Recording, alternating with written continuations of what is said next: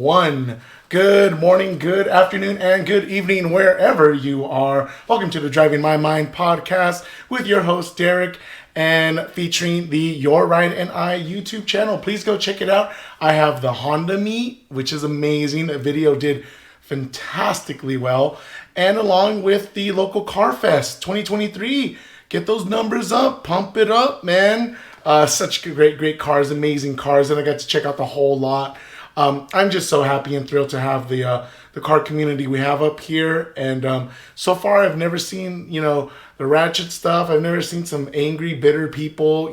It's all good at the end of the day. I think we're a community that kind of enjoys the lax and the chill, right? I don't think I'd be able to survive in LA like I did 10 years ago. So really glad with my car community. Make sure to check out Your Ride and I. That's my YouTube channel where you can see all my video exploits in the car community out here. But I know you tuned in. You saw the thumbnail. Get a CUV, question mark, exclamation point. I put that on purpose. And the reason being is we're so conflicted, I think, especially as we continue to mature and get older. We consider that CUV, SUV for our daily or our lifestyle vehicle, or perhaps it's your wife or significant other's ride. And I want you to really think about it before you turn it all in, turn it all in and give up on cars and life, essentially, right? Let's not go that far, but what is the impetus on people driving CUVs? Why do car manufacturers made it? And what are some of your better options? I want to kind of dive into that for today. So what is a CUV? Well, you obviously know SUV, sport utility vehicle, and those back in the day were your body on frame Ford Explorer, which I'm glad they brought back, right? You got your G-Wagon, your big baller G-Wagon, which is a body on frame Mercedes. You got remember back in the day, the Ford Excursion. I mean, that's an ultimate SUV, right? That's like a freaking bus, dude. But those are typically your SUVs are your body on frame.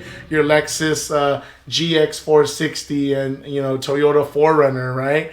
Those are body on frame truck platform vehicles, sport utility vehicles, and they can have some off-road capability that is highly coveted and sought after. Center locking differentials, crawl control, rear lockers. If you get like a pre-runner kind of thing, you can build the front suspension to have tons of travel and at the same time get a locker for the rear. And so that we ended up getting those, but obviously there's a lot of drawbacks with those SUVs, right? We're talking about, crappy ride quality. And yes, guys, this could be another podcast, another topic. Trucks do not have the best ride quality. Even your luxury trucks, at the end of the day, if it still has a leaf spring, it's riding pretty rough. Now, the new trucks with the coil springs are getting better. I've ridden in some of those, the Dodge Rams.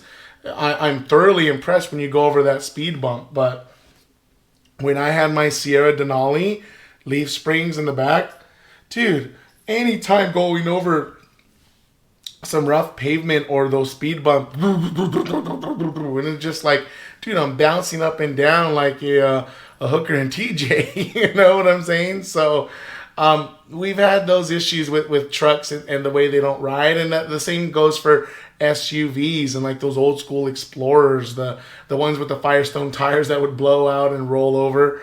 The ride quality has never been the best for those. And so car manufacturers, especially, starting the 2010s and trying to bounce back from the recession and trying to see people's car buying habits, they started to create these little people didn't want to buy hatchbacks, but they still wanted the practicality, the spaciousness of it. And so they ended up building, these essentially CUVs, Honda HRV, right? in 2014, right, or 2016, the Chevy Trax. I know Savage Geese would love hearing about that. The Chevy Trax and Buick Encore, right? The Ford Escape, that's actually been around for a while, 2011, right? The BMW X1, right? One of my co-workers drives an X1. And I keep my comments to myself on that, but it's just so. We'll get into it in a little bit. The Mercedes GLC, which I actually heard is actually very, very comfortable. Probably one of the better CUVs out there. Your new one, the Kia Seltos, right, and the Volkswagen Tiguan. Those are what I'm thinking when I say CUV, crossover utility vehicle. Not sport utility vehicle, crossover, right? So just by hearing crossover, you think, oh, wow, I can do just the same amount of things that I can with an SUV. No, you can't. No, you can't. The biggest thing, just physically, is that it's not body on frame anymore. It's your unibody. Everything is all tied in together. So it's going to drive like a car. And that's where it kind of leads me into why you should get a CUV, or why people are purchasing these CUVs and making manufacturers a lot of money, And so we talk about how ease of driving. We talk about how it drives like a car. It's a unibody design. It uses a smaller motor, mostly gas efficient motor. I think of my buddy's HRV, and he commutes back and forth to a Disneyland a lot. He's a AYP, annual year pass member, big baller. And so he'll take his HRV and commute a good 300 miles to and from. And again, it takes the family. It's comfortable, cruise control, the whole 9 yards. And it's easy to drive, easy to park. I get it. And it has the space for, his boy and in the Jeep wagon carrier that he takes with him, and all that good stuff. So I understand ease of driving. My mom, she didn't get a Ford Escape. She ended up getting the Ford Edge, right, which is kind of a bigger, true crossover utility vehicle. I'm not thinking of the compact utility vehicles, right? Which, CUV can stand for either or. But, she got one of those. And again, she loves it. My parents and being septuagenarians and soon to be octogenarians, it makes it easy for them to drive to and from Vaughn's and Costco. So I get it. Ease of driving. I'll give you that. Storage, right? I talked about my buddy and his HRV. As tiny as that thing looks from the outside, inside, it can fit 2 morbidly obese people. All right, so you have the storage needed to get you to and from places, and not only with storage, it's the ease of access. Typically a lot of these compact utes or these crossover utes, they have a hatch door. They have like that 5-door look and 5-door design, where it could be really low to the ground, but you got a high hatch that goes well above your head, and so it's easy to just load stuff, put all your Costco mac and cheese and rotisserie chickens in, and you're all squared away. You're not hunching over, you're not bending over, you're not climbing into a bed, you're not doing all this nonsense that us morbidly obese people have to do in order to get a trip out. It's funny, even in my little daily and my little Nissan Frontier, it can fill up pretty quickly with space and trying to organize stuff and throwing stuff in the bed and reaching over, and it's just like, gosh, if I only had a hatch. That's why I need a Civic Type R, right? If I only had a hatch that I could just open and load my stuff in, we'll be good to go. So I get it. SUV or CUV, storage, you're all good. Road view, naturally, especially my other buddies, Chevy, every time I see it, Chevy Trax, I always gonna laugh. In the Chevy Trax, it sits relatively high for what it is, and it's pretty narrow inside, but you sit pretty high, and honestly, like when you're driving it or even riding shotgun, it feels really good. Like you really got a good 360 view of what you're driving, where the cars are.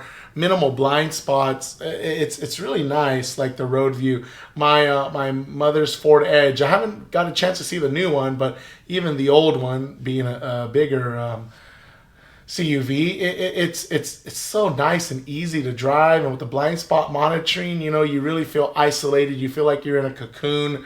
You don't feel like you feel like you can avoid the roadkill or any debris or things of that nature while you're driving. So again, when I think about my S2000, I can't see what's 6 feet in front of me, right? LC500, same thing. That's why they're introducing the 360 cameras now for these cars, because the hoods are so freaking long, 5 feet long. You're thinking to yourself, dude, I'm reaching up. I have my seat high, and I can't see what's in front of me. So with these CUVs, the nose is so short because the engine's so tiny. You can see everything. So I get it. Road view. Okay, go get your CUV, right?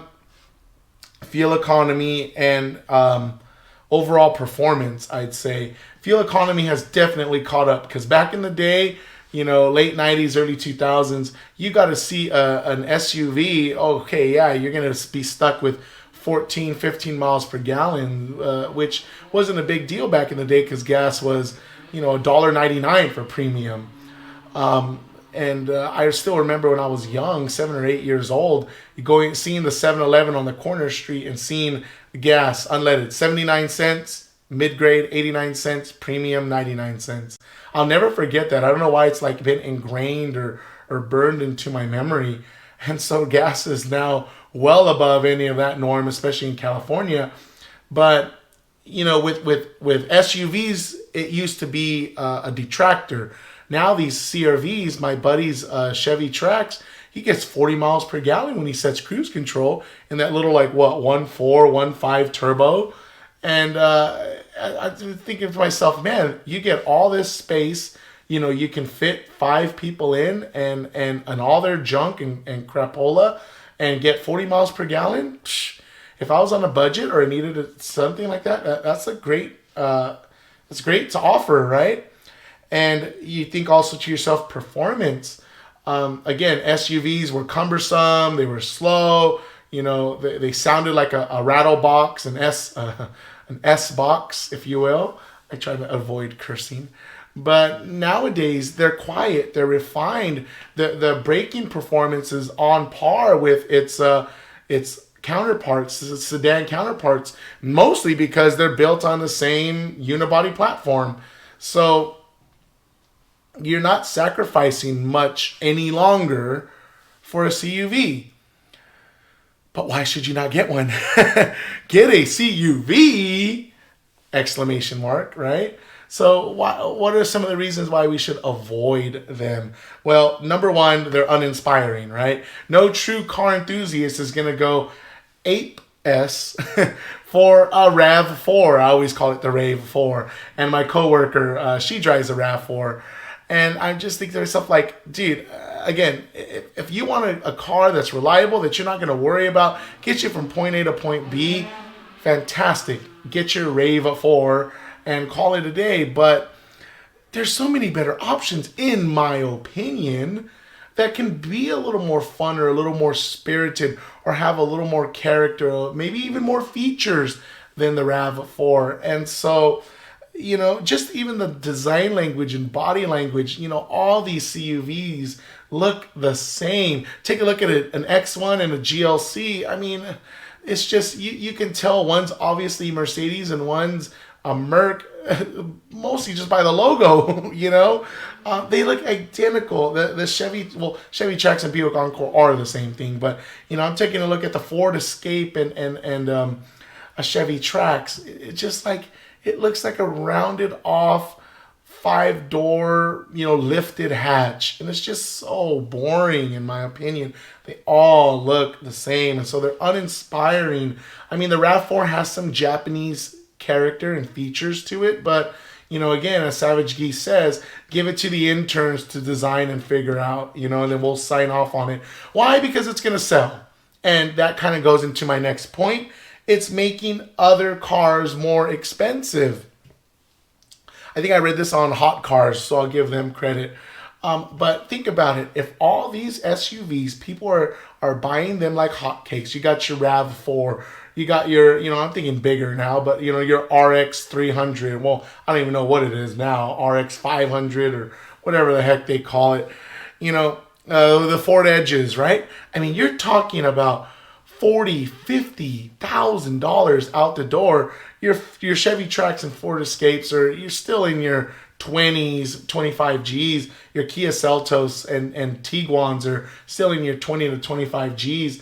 But either way, they're charging so much more for these kind of cars, and therefore they have a right to make the MSRP that much higher, let alone before you get to a dealer and then they bend you over backwards with another $3,000 in 3M option, Scotch Guard, and my seats and all that stuff. It's like, dude, you're the reason why I can't get a Honda Civic for $17,000 anymore. I'm not even asking for $17,000. Let's call it $21,000. That's your base Civic. Back in the day, a Civic EX used to be about $17,000. So because the American populace are buying so many of these CUVs and really demanding a lot from these auto manufacturers for these, Apple CarPlay and this and that, yada yada, it's causing the prices to rise and rise and rise. Therefore, I can't get a cheap car anymore. I have to end up with this CUV. And it's really killing it because, the Honda Civics and your Toyota Corollas of yesteryear have gotten naturally more expensive because of it. Because why? They want you to go buy that CUV SUV and spend the extra, I can get this Corolla XSE for $24,000. But look, if I get the Corolla Cross for $26,000, I get so much more space. And the Corolla Cross is so disgusting. I'm sorry if you drive one. At the end of the day, you got to do you. But it's like, it's making everything, all cars cost more money, and it pains me and hurts me. I always say this, and I said this in my last video about supercars. It's the wrong messaging, right? It's like I said, it's kind of, as a car enthusiast, I see that RAV4 and I think, oh well, they're sheeple, right? They've given up on any car enthusiasm. I always make fun of my friend with his Chevy Trax. It's kind of like, well, you've given up on your Dodge Charger wide body. It's like you've come to a point where you'd rather buy a new Chevy Trax than get a used Dodge Charger, which could have probably given you a lot more fun, a lot more oral pleasure. And the fact that it probably would have done the same amount of space, it would have done everything for you in a sedan body. So it's just the type of messaging that I think the car community you get when you get a CUV SUV. You think the Mommy Mobile, right? You think the Ford Edge and the Kia Telluride is more of an SUV as well. But when I see that, I think you're a person that is not going to keep your car long term. You're a person that probably has 2 or 3 kids, and you want all the tech features. You want all the car chargers and cup holders, USB ports, and you don't care about the way the driving experience feels. You want it to get you from Kaiser Permanente to Raising Canes and back to your cul-de-sac. I get it. I get it. But to me, especially in my life where, I can't have it all, so I have to pick and choose the things I want. I'd rather have a fun car. I'd rather have a good experience when I drive, every time I drive. It's because a lot of people want, a lot of people want to have it all. And it's funny, my coworkers, I made fun of them for it, but I'm sure they had a good time. I probably would have had a good time too. They went to like a murder mystery party, and of course they were gonna get litty, right? And they were like, "Juan, can you take us? Can you drive us?" But it's 2 of them, right? And so it's kind of like, well, dude, you can squeeze in my truck, you can squeeze in the LC, but it's kind of like I don't have a car that can accommodate more than one other person. And so it's gonna. I mean, you can squeeze in the LC, but both of you guys are gonna be scrunched up. And so I couldn't take them, right? And they're like, "Oh, That's why you got rid of your GMC Sierra Denali. It's because you didn't want to take your friends out anymore." And I was like, "Oh, this is perfect lead-in." I was like, "No, if they would have made a luxury minivan, I would definitely consider that." And that goes into my last point. There are better family vehicles out there. A minivan, right? Give me a Toyota Sienna any day over a freaking Ford Edge or a Kia Seltos or even a Volkswagen Tiguan with a third row. Again, I make fun of my friend because he needs the third row. And he tried to argue that nonsense the other day. "Oh, I've used that third row like 20 times. It's like 20 times in 5 years? It's like a third row that you're going to give you zero cargo space and is going to scrunch you up like anytime you use it to your trips to Tijuana. It's like, give me a break. Give me a spacious 5-door car rather than a car that squeezes in a third row that can fold over. Yeah, sure. But then now you get the inconvenience that it doesn't fold over flat. And even if it does fold over flat, you're still looking at a car that doesn't utilize all of its space perfectly, because if you're going to fold flat, you're going to change the geometry in the back where maybe you have more wheel well gap or arches, or you're making the car naturally wider so it isn't going to drive as nicely or compactly as some of these other compact utility vehicles. Again, if you're going to be hauling your people, you're going to haul abuelita to Tijuana, again, give me a minivan then, right? Give me a large sedan. Give me that Dodge Charger. Why? Because then I can get a V8. Even if I got just an RT, I'd be more happy with that than a freaking Chevy Trax. There are better family cars out there. Again, I even go back to these full-size trucks. They are massive and huge, and you can fit, your Labradoodle, 2 baby seats, your teenager from another baby mama, and, all the snacks and Caniac combos you wish. And again, that's just because you have to drive a full-size truck, but that's no different than driving a Ford Edge or a minivan either. You got to you adapt relatively quickly. Now, I'm not talking about the full-size SUVs. I'm not talking about the Yukons, the Ford Expeditions. Those are full-size cars, and those are essentially trucks. But your Jaguar F-Pace and your Porsche Macans, that's another end of the spectrum where that's performance that they honestly probably drive better than the S2000 in a compact utility vehicle fashion. But again, those are kind of more like CUVs, SUVs that are sport inspired rather than Chevy Trax. Who's that for? Joe Schmo that wants to spend $20,000 to $22,000 and doesn't want a sedan any longer. So that's where I'm at. Again, I gave you reasons why you should get a CUV, or maybe it appeals to you, but I'm also kind of really emphasizing why you should consider other cars. Get a minivan. If you're gonna have 2 or 3 kids, get a used Honda Odyssey. You'd have way better familial experience just diving into a minivan, and honestly, you'd probably still have more street cred than you would in a 1.5 turbo. Dude, the Honda Odyssey uses the J35 VTEC V6, man. Like, dude, that thing sounds awesome when you ring it out. You're gonna have more space, ease of access to get in and out. I'd much rather have a minivan. I'd much rather have a full-size Charger RT, right?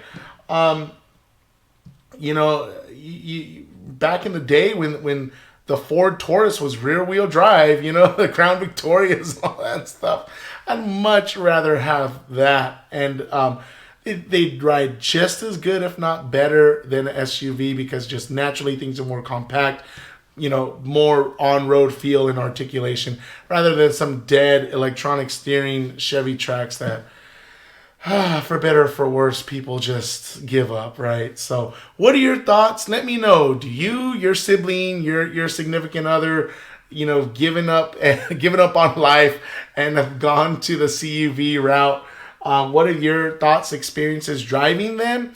And do you consider yourself getting that in the future? If you're having 2 or 3 kids, what would be the car you drive? Let me know in the comments. Go to check out my channel, Your Ride and I. Let me know. Put a comment under the podcast. I hope I enjoyed and entertained you for a little bit. We'll catch you guys in the next one. Peace.